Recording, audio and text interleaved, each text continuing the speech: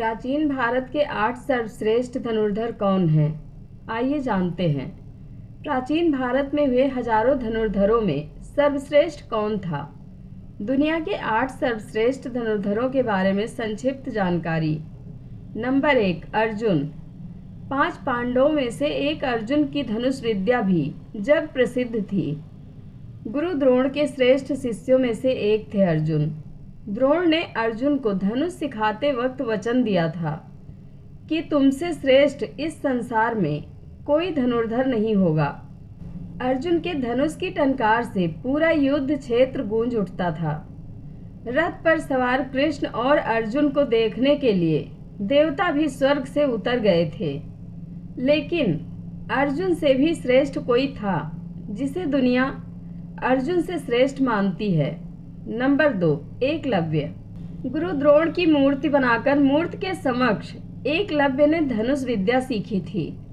गुरु द्रोण को जब इस बात का पता चला कि एकलव्य अर्जुन से भी श्रेष्ठ धनुष बाण चलाना सीख गया है, तो उन्होंने एकलव्य से पूछा कि तुमने यह विद्या कहाँ से सीखी? इस पर एकलव्य ने कहा, गुरुवर, मैंने आपको ही गुरु मानकर आपकी मूर्ति के समक्ष यह विद्या को हासिल किया था। इस बात पर द्रोण ने कहा कि तब तो हम गुरु दक्षिणा के हकदार हैं। एकलव्य यह सुनकर प्रसन्न हो गया और कहने लगा, मांगिए गुरुदेव, क्या चाहिए? द्रोण ने कहा कि तुम जिस हाथ से प्रत्यंचा चढ़ाते हो, मुझे उस हाथ का अंगूठा चाहिए। अर्जुन को दिए वचन की रक्षा के लिए ही उन्होंने एकलव्य से उसका अंगूठा मांग लिया था। नंबर 3, कर्ण। वैसे तो महाभारत काल में सैकड़ों योद्धा हुए हैं, लेकिन कहते हैं कि युद्ध में कर्ण जैसा कोई धनुर्धर नहीं था। कवच और कुंडल नहीं उतरवाते तो कर्ण को मारना असंभव था। कर्ण के अर्जुन और एकलव्य से श्रेष्ठ धनुर्धर होने का प्रमाण यह है कि कर्ण के तीर की इतनी ताकत थी कि जब वह तीर चलाते थे और उनका तीर अर्जुन के रथ पर लगता था तो रथ पीछे कुछ दूरी तक खिसक जाता था। कृष्ण अर्जुन से कहते थे कि जिस रथ पर मैं और हनुमान जी विराजमान हैं, उसके इस तरह पीछे ढकेले जाने से पता चलता है कि कर्ण की धनुर्विद्या में बहुत बल है। नंबर 4, बर्बरीक। बर्बरीक महाभारत काल का सर्वश्रेष्ठ धनुर्धर था। युद्ध के मैदान में भीम पौत्र बर्बरीक दोनों खेमों के मध्य बिंदु एक पीपल के वृक्ष के नीचे खड़े हो गए और यह घोषणा कर डाली कि मैं उस पक्ष की तरफ से लड़ूंगा जो हार रहा होगा। भीम के पौत्र बर्बरीक के समक्ष जब अर्जुन तथा भगवान श्री कृष्ण उसकी वीरता का चमत्कार देखने के लिए उपस्थित हुए, तब बर्बरीक ने अपनी वीरता का छोटा सा नमूना मात्र ही दिखाया। कृष्ण ने कहा कि यह जो वृक्ष है, इसके सारे पत्तों को एक ही तीर से छेद दो तो मैं मान जाऊंगा। बर्बरीक ने आज्ञा लेकर तीर को वृक्ष की ओर छोड़ दिया। तब तीर एक एक कर सारे पत्तों को छेदता जा रहा था। उसी दौरान एक पत्ता टूटकर नीचे गिर पड़ा। कृष्ण ने उस पत्ते पर यह सोचकर पैर रखकर उसे छुपा लिया कि यह छेद होने से बच जाएगा, लेकिन सभी पत्तों को छेदता हुआ वह तीर कृष्ण के पैरों के पास आकर रुक गया। तब बर्बरीक ने कहा, प्रभु, आपके पैर के नीचे एक पत्ता दबा है, कृपया पैर हटा लीजिए, क्योंकि मैंने तीर को सिर्फ पत्तों को छेदने की आज्ञा दे रखी है, आपके पैर को छेदने की नहीं। उसके इस चमत्कार को देखकर कृष्ण चिंतित हो गए। भगवान श्री कृष्ण यह बात जानते थे कि बर्बरीक प्रतिज्ञावश हारने वाले का साथ देगा।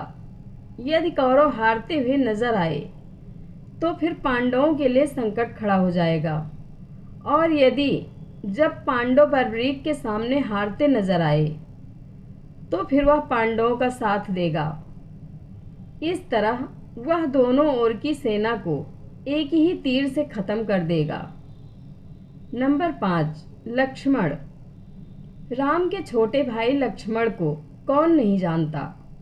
लक्ष्मण ने अपने तीर से रेखा खींच दी थी। उस रेखा में ही इतनी ताकत थी कि कोई भी उसके पार नहीं जा सकता था। लक्ष्मण की धनुष विद्या के चर्चे दूर दूर तक थे। शास्त्रों अनुसार लक्ष्मण को श्रेष्ठ धनुर्धर माना गया है। लक्ष्मण ने राम रावण युद्ध के दौरान मेघनाद को हराया था, जिसने युद्ध में इंद्र को परास्त कर दिया था। इसलिए मेघनाद को इंद्रजीत भी कहा जाता है। नंबर 6, भगवान श्री कृष्ण। भगवान श्री कृष्ण सर्वश्रेष्ठ धनुर्धर भी थे। यह बात तब पता चली जब उन्होंने लक्ष्मणा को प्राप्त करने के लिए स्वयंवर की धनुष प्रतियोगिता में भाग लिया था। इस प्रतियोगिता में कर्ण, अर्जुन और अन्य कई सर्वश्रेष्ठ धनुर्धरों ने भाग लिया था। द्रौपदी स्वयंवर से कहीं अधिक कठिन थी लक्ष्मणा स्वयंवर की प्रतियोगिता। भगवान श्री कृष्ण ने सभी धनुर्धरों को पछाड़कर लक्ष्मणा से विवाह किया था। हालांकि लक्ष्मणा पहले से ही श्री कृष्ण को अपना पति मान चुकी थी, इसलिए श्री कृष्ण को इस प्रतियोगिता में भाग लेना पड़ा। श्री कृष्ण के धनुष का नाम सारंग था। नंबर 7, भगवान श्री राम। एक बार समुद्र पार करने का जब कोई मार्ग नहीं समझ में आया तो भगवान श्री राम ने समुद्र को अपने तीर से सुखाने की सोची और उन्होंने तरकस से अपना तीर निकाला ही था और प्रत्यंचा पर चढ़ाया ही था कि समुद्र के देवता प्रकट हो गए और उनसे प्रार्थना करने लगे थे। भगवान श्री राम को सर्वश्रेष्ठ धनुर्धर माना जाता है। हालांकि उन्होंने अपने धनुष और बाण का उपयोग बहुत मुश्किल वक्त में ही किया। नंबर 8, भगवान शंकर। संपूर्ण धर्म, योग और विद्याओं की शुरुआत भगवान शंकर से होती है और उसका अंत भी उन्हीं पर होता है। भगवान शंकर ने इस धनुष से त्रिपुरासुर को मारा था। त्रिपुरासुर अर्थात 3 महाशक्तिशाली और ब्रह्मा से अमरता का वरदान प्राप्त असुर थे।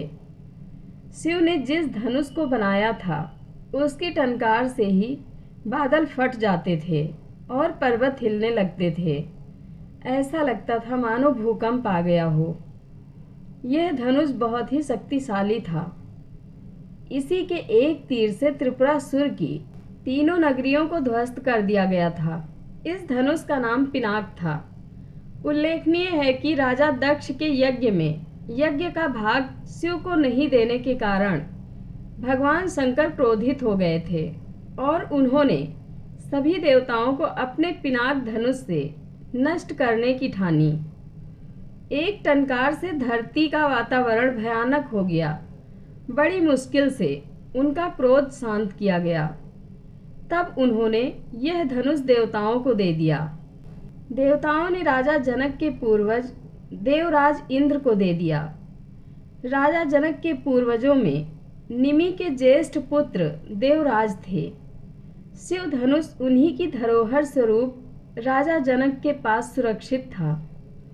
इस धनुष को भगवान शंकर ने स्वयं अपने हाथों से बनाया था। उनके इस विशालकाय धनुष को कोई भी उठाने की क्षमता नहीं रखता था, लेकिन भगवान राम ने इसे उठाकर इसकी प्रत्यंचा चढ़ाई और इसे एक झटके में तोड़ दिया। जय श्री राम। कथा अच्छी लगे तो कमेंट बॉक्स में अपनी राय ज़रूर दें। धन्यवाद।